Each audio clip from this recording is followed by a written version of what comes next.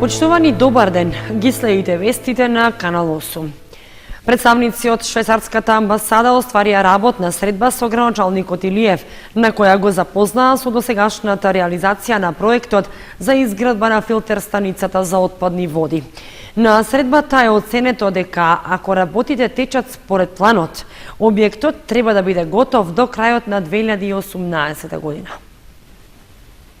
Со цел да го запознаат со проектите што ги реализираат на локално и на регионално ниво, представници на амбасадата на Швајцарија се сретнаа со новоизбраниот градоначалник на општина Кочани Николчо Илиев.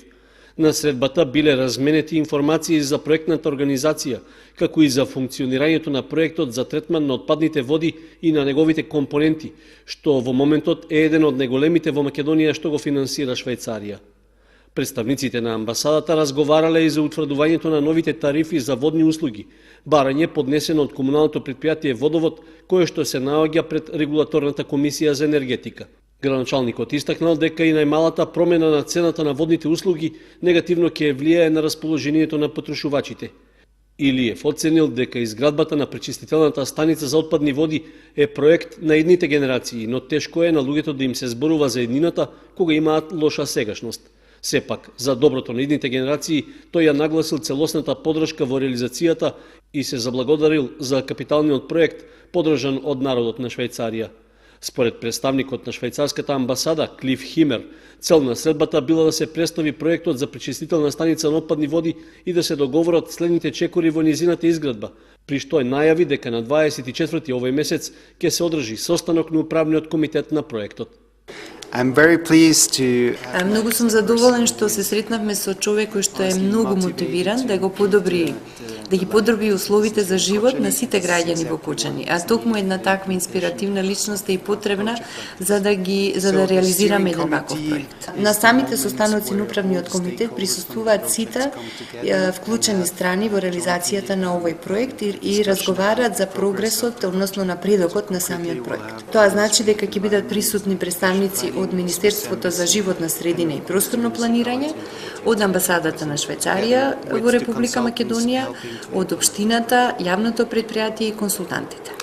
Градоначалникот Илиев и гостите од амбасадата на Швајцарија ја посетиле локацијата во Мојанци, каде пречистителната станица е во градежна фаза, а се гради и главниот колектор кој што ќе ја одведе отпадната вода од градот до станицата. Оценето е дека ако работите се одвиваат според планот, до крајот на 2018 година објектот треба да биде пуштен во работа. Средбата со представниците на амбасадата на Швајцарија, градоначалникот Илиев ја искористил и да поразговара за идните можни проекти, за развојот на Пониква како ски центар и за искористувањето на геотермалните води за бањски центар. Работна средба со управниот одбор на фудбалскиот клуб Осогово имаше градоначалникот Илиев, при што главна тема беа проблемите во клубот. При тоа била дадена подршка за надминување на состојбата, а клубот да продолжи да функционира. По сознанијата за непријатните состојби во градскиот фудбалски клуб Осогово и настаните на стадионот Никола Мантов, а за смирување на страстите и изнаоѓање решение, градоначалникот на општина Кочани Николчо Илиев со тим од општинската администрација и советот на општината побарал средба на која биле отворени сите прашања поврзани со актуелните состојби и работењето на клубот. Едно од главните било финансиското прашање, при што се разгледани ингеренциите што ги има општината во финансирањето на спортот. По разговорот со раководството, а со цел да се слушне и другата страна, Илиев побарал средба и со представници од ад-хок телото. Впечаток е дека станува збор за две различни, крајно спротивставени гледања на работењето на клубот, а по инсистирање на градоначалникот Илиев побарано е компромисно решение за да може фудбалскиот клуб да продолжи да функционира. Состанокот завршил со предлог ад-хок телото да делегира еден член во управата, со цел да се овозможи функционирање на Осогово до крајното решение. Се очекува оваа иницијатива да биде разгледана, а предлогот да биде прифатен. Инаку, состојбите во клубот се влошија по поразот на надпреварот со Тиквеш, што се играше во Кочани, пошто управниот одбор и стручниот штаб со писмено соопштение ја информираа јавноста дека се повлекуваат од работењето и обврските.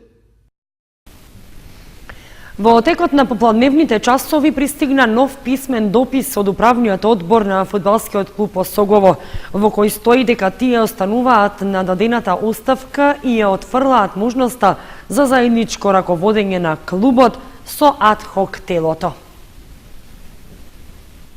Членовите на актуелниот управен одбор на градскиот фудбалски клуб Осогово со писмено известување ја информираат јавноста во општината дека заедно со стручниот штаб остануваат на оставката на функциите што веќе ја доставиле како неотповиклива. Во дописот стои оти не прифаќаат формирање заедничко управно тело на клубот. Истовремено, од управниот одбор велат дека на представникот на навивачката група Семени Венко Крстевски и на адхок телото му предложиле да достават записник со 9 членови, заедно со нивните матични броеви и подпис, пошто тие ќе можат да го преземат фудбалскиот клуб. Во писмениот допис, подпишан од председателот на управниот одбор Бранко Богатиновски, побарано е да се достави и програма и цели за понатамошно работење на Осогово. Доколку бидат исполнети овие барања, сегашниот управен одбор ја презема обврската да ги направи промените во централниот регистар, со што клубот ќе добие ново раководство. Во очекување на одговор од повиканата страна, Канал 8 ќе ја следи разврската на ситуацијата, во надеж дека ќе се изнеде решение за проблемите со кои се соочува еден од најстарите фудбалски клубови во Македонија.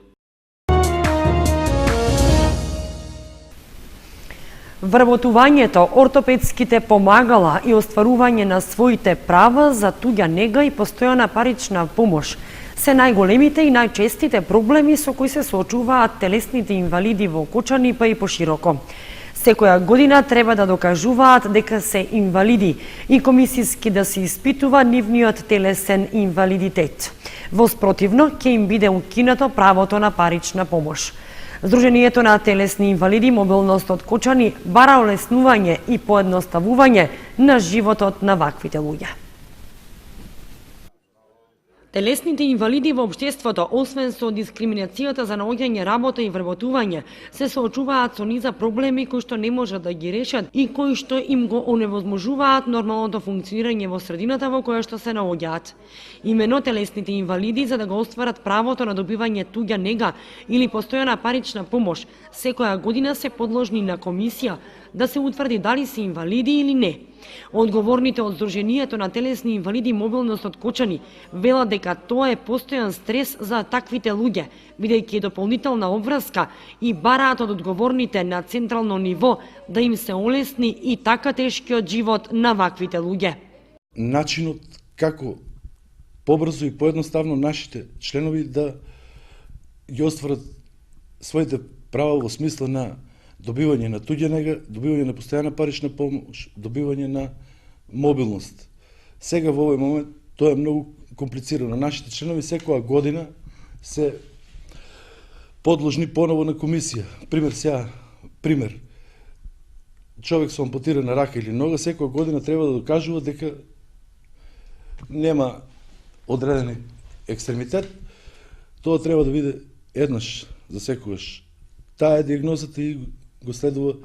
Инаку, според резултатите што ги постигнуваат кочанските телесни инвалиди, се едни од најдобрите во државата, со први места во повеќе дисциплини. Затоа бараат помош и финансиска подршка од новата локална власт. Мобилност Кочани е во рамките, во споредба со другите здруженија во Македонија, спрема успесите и резултатите што ги поставува на државно ниво е најуспешно здружение. Значи, имаме Лилјана Мицовска е прва во атлетика, пинг-понг, стрелање, потоа, значи, во спортските дисциплини Мобилност Кочани постигнува најдобар резултат. Во шах исто имаме второ, трето, четврто, прво место. Во табла, последниот турнир, Јаким Анастасов беше втор на републичкиот надпревар во табла. Секогаш Мобилност Кочани се јавува како организатор на трибини на најосетливи теми во минатото, па еве и сега во иднина. Финансиски е подкрепено од Мобилност Македонија, меѓутоа тие средства се малку за толку голем број на луѓе и се надам дека и фирмите и новите градоначалници ќе излезат во пресрет на мобилно скочени да покријат дел од трошоците за средбата. Освен со оваа обврска за влечење по комисии и докажување на инвалидитетот, телесните инвалиди имаат потешкоти и околу начинот до доаѓање до потребните ортопедски помагала, како и најголемиот проблем вработувањето, при што одредени фирми знаат и да ги искористат. Инаку, Сдруженијето на телесни инвалиди мобилно соткочани брои околу 350 членови, но оваа бројка не е дефинитивна, бидејќи многу луѓе со телесен инвалидитет не сакаат да членуваат во Сдруженијето и не сакаат јавно да се експонираат. Мостот на река Брегалница кај Зрновци, што пред 2 години страдаше во поплавите, е готов веќе неколку дена и сообраќајот се одвива непречено. Свеченото пуштање во употреба е закажано за 29 ноември. По едногодишни градежни активности на изградбата на мостот на река Брегалница кај Зрновци, истиот е готов и веќе неколку дена низ него се одвива сообраќајот на лесни и тешки моторни возила, кон и од Зрновци и околните населени места Мородвис и Видовиште. Градоначалникот на општина Зрновци Блаже Станков со задоволство истакна дека ќе следува свечено пуштање во употреба на мостот. Ова прилика најавувам дека мостот на реката Брегалница е пуштен во употреба и покрај тоа што тоа не е званично, бидејќи во петок очекувам да дојдат надлежните кои што ќе треба да направат само предавање на мостот. Меѓутоа исто така е закажена и свечено отварање на мостот, тоа некаде ќе се случи на 29 ноември. Јас им благодарам на донаторите, на средствата кои што ги донираа за изградба на овој мост, тоа е UNDP кој што ги обезбеди средствата преку европските фондови. Благодарност им должам и на извидувачите на работите, тоа е Гранит, компанијата Гранит и Фрисине, кој што навистина за едно релативно кратко време, по рок од 1 година, мостот е потполно завршен и веќе пуштен во употреба. Мостот е со должина од 96,5 метри и широчина од 7 метри. Вкупната инвестиција изнесува $800,000, средства обезбедени од Европската Унија преку UNDP. Мостот на река Брегалница страдаше во поплавите пред 2 години, кои го зафатија овој дел од државата и предизвикаа големи штети. 1 година додека траеше неговата изградба, сообраќајот од и кон општината Зрновци се одвиваше по алтернативниот пат под мостот на реката.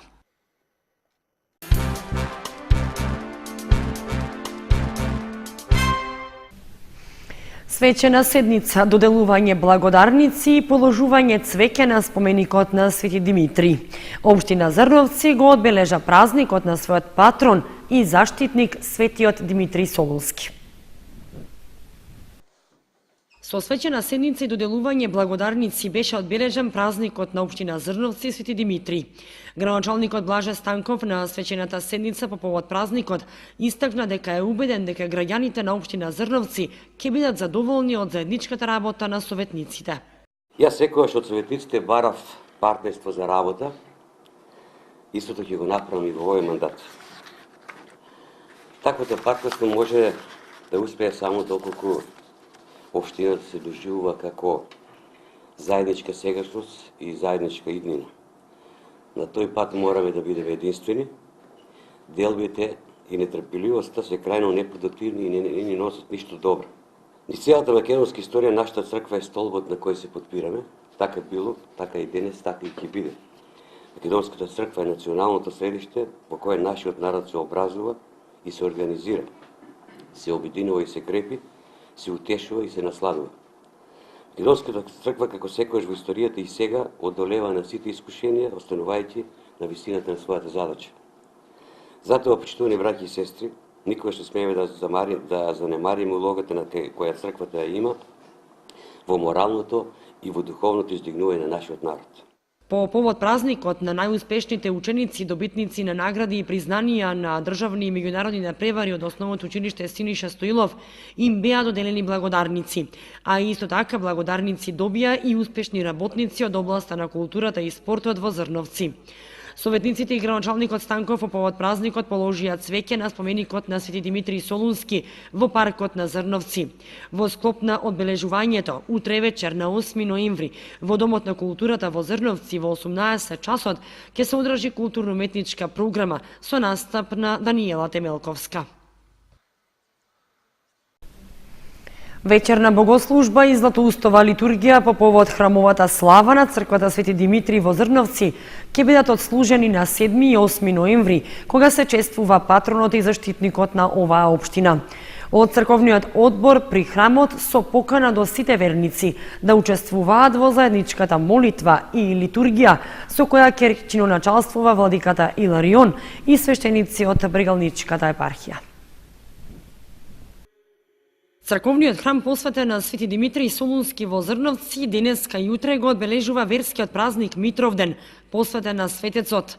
По тој повод во Зрновци се планираат неколку активности со кои црквата посветена на овој светец ќе го одбележи патрониот празник и храмовата слава. Црковниот одбор на чело со парохискиот свештеник Лазар Коцев ги вршат последните подготовки пред вечерната богослужба и утрешната златоустова литургија, на која ќе чиноначалствува митрополитот Брегалнички Иларион и свештеници од Брегалничката епархија. Денеска и утре црквата празнува едно големо светило на православието, односно светиот великомаченик Димитри. Со Божја промисла, по благослов на нашиот надлежен архиерей, господинот Иларион, патрон на општина Зрновци, е земен светиот великомаченик Димитри. Ние имаме и храмова слава, па затоа ја користам приликава да ги поканам сите верници денеска и утре да присуствуваат на заедничка молитва, односно денеска со почеток во 17 часот на вечерно богослужение. Потоа имаме заеднички ручек овде во црковниот двор. Утре со почеток од 7 часот имаме утринско богослужение. Од 8 часот имаме пречек на нашиот надлежен архиерей, односно неговото високо преосвештенство митрополитот Брегалнички господин Иларион. Потоа имаме златоустова архиерейска литургија, потоа се сечи славскиот колач и на крајот исто така покана до сите на заеднички ручек, исто така во црковниот двор. Ја користам оваа прилика на сите жители на општина Зрновци да им го честитам патрониот празник и понатаму светиот великомаченик Димитри да биде заштитник и молитвеник пред Бога на сите жители на општина Зрновци и на сите христијани широм светот. Да сте живи, здрави и благословени. Инаку, црквата посветена на светиот Димитри Солунски е градена во средината на 19 век и е богата со фреско живопис и икони кои се ставени под заштита на државата, а во богатата манастирска библиотека се наоѓаат вредни црковни книги постари и од 100 години.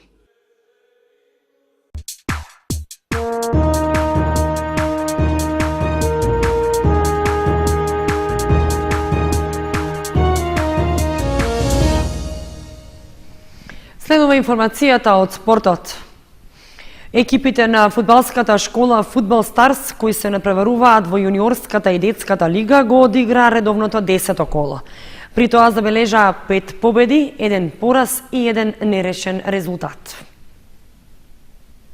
Младите фудбалери на Фудбал Старс во 10-то коло од регионалната лига наидоа на противници со различен квалитет и од 4 надпревари успеа да освојат 7 бода. Најпрвин генерацијата 2001, како гостин на теренот во Каменица против екипата на САСА, беше убедлива и победи со 3:0. Нивниот успех го повторија една година по младите клубски колеги од генерацијата 2002, кои против соодветниот тим од Каменица славеа уште поубедлива победа со резултатот 6:1. Во регионалната југоисточна лига исто така се одигра 10-то коло, во кое фудбалерите од генерацијата 2003 на Фудбал Старс гостуваа во Неготино против тимот на Young Boys. Неготинчани им пружија силен отпор на гостите од Кочани, па на крајот ги поделија бодовите, играјќи нерешено 2:2. Во оваа лига, генерацијата 2004 на Фудбал Старс пак и гостуваше на Штипска Брегалница и доживеа пораз со резултат 4:2. Целосен успех во ова коло имаа најмладите екипи на Фудбал Старс. Тие се напреваруваат во детската лига, каде што се одигра 9-то коло. Како домакини играа против соодветните екипи на Младост Тошев од Оризари и забележаа 3 победи. При тоа фудбалерите од генерацијата 2005-2006 ги совладаа своите врсници со 9:0, а генерацијата 2007-2008 победи со 5:0. За разлика од нив, најмладите фудбалери од генерацијата 2009-2010 се намачија додека да стигнат до победата против оризарци, при што бодовите ги обезбедија со тесен резултат од 5:4.